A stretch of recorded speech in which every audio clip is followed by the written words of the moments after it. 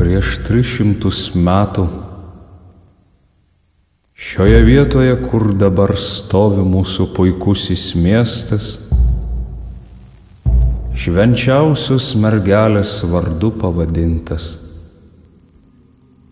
nebuvo likę akmens ant akmens ir žmogaus anei vieno gyvo.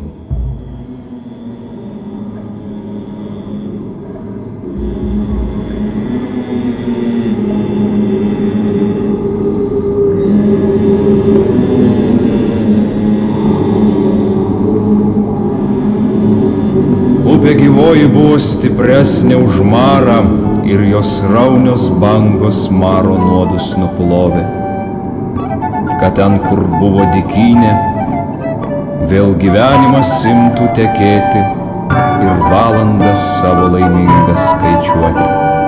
Ir jei tu, žmogau, suprastum, ką upė tau sako, tai išgirstum istoriją apie butlerius, grafus garbingus, kurie čia prieš amžius užklydę savo rojaus sodą rado.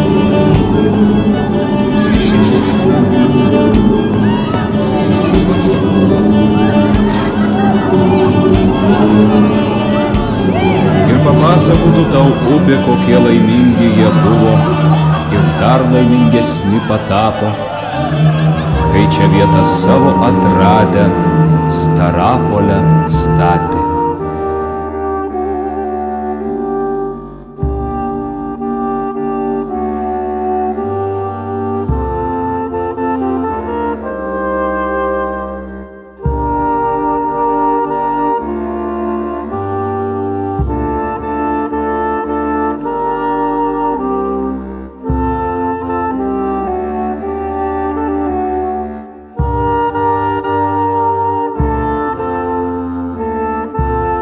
Mirtis negailestinga atėmė grafą iš jų geradarį ir visus juos našlaičiais ir nelaimingais paliko.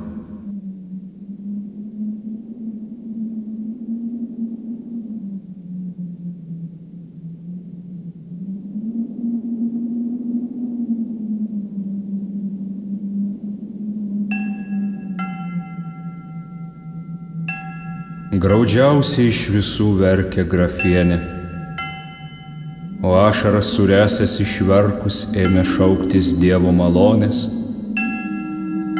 Moteris pamaldžioji prie upės nuėjus, švenčiausios mergelės maldą rožančių kalbėjo. Išmelstoj žemei liepas sodino ir Dievo namams taip vietą išrinko.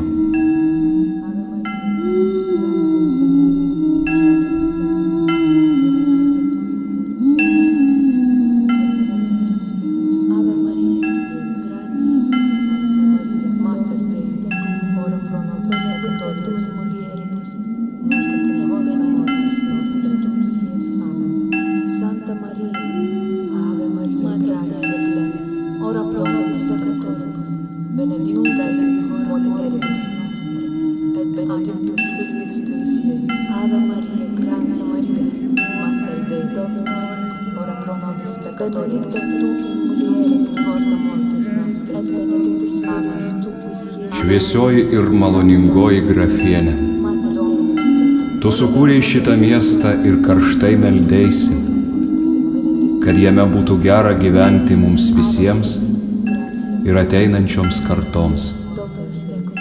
Tu sukūrei šį miestą, išvykai ir palikai kaip dovaną už tai neprašydama nieko.